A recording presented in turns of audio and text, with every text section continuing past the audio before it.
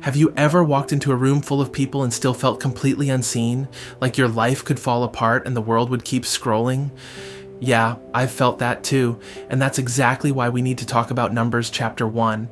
Before we dive in, if you've ever wrestled with identity, if you've ever felt like just another face in the crowd, hit that follow.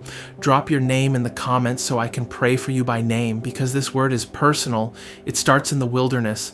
God speaks to Moses in the tent of meeting, in a place of wandering and waiting, and he says, take a census. But listen to how God says it. He doesn't say count heads. He says, list every man by name, one by one, according to his family. Now stop. Think about that. Over 600,000 warriors, 12 tribes, every single one called by name. This isn't bookkeeping, it's belonging. God wasn't just forming an army. He was confirming an identity. He didn't need a census to remember who they were. He's omniscient, he already knew. But he wanted the census because he was doing something deeper. He was saying, I see you. You're not lost in the system. You're not a stray in the wilderness. You are mine, and I call you by name. This is a holy roll call, a divine declaration that you matter in a world that tries to mute you. Some of us grew up hearing our names only when we were in trouble. Some of us never heard our names with affection, only accusation. But the God of Numbers 1 is different. This God counts stars and tears and warriors. He sees crowds but never forgets faces. He numbered your hairs before you had a name. He formed your bones before your parents had a plan. He knew your story before you had a chance to ruin it.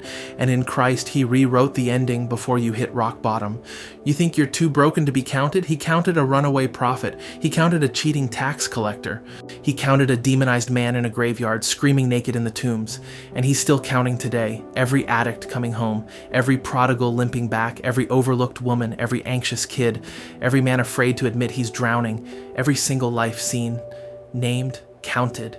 Because God doesn't build armies with numbers, he builds them with names, and I believe he's still calling names today, out of sin, out of shame, out of the shadows, out of the lie that says you're invisible. You think no one's noticed the battles you're fighting? God did, and he wrote them in his book. Psalm 56 says he bottles every tear. Luke 12 says he counts every hair. Revelation says your name is written in the book of life, not in pencil. So what if the wilderness you're in isn't the end, but the place where your name gets called? What if you're not being forgotten? You're being formed. If this stirred something in you, drop a "he knows my name" in the comments. Tag a friend who needs to remember they still matter, because the census isn't closed, heaven's still calling roll, and your name is still echoing in the tent of meeting. Let's go.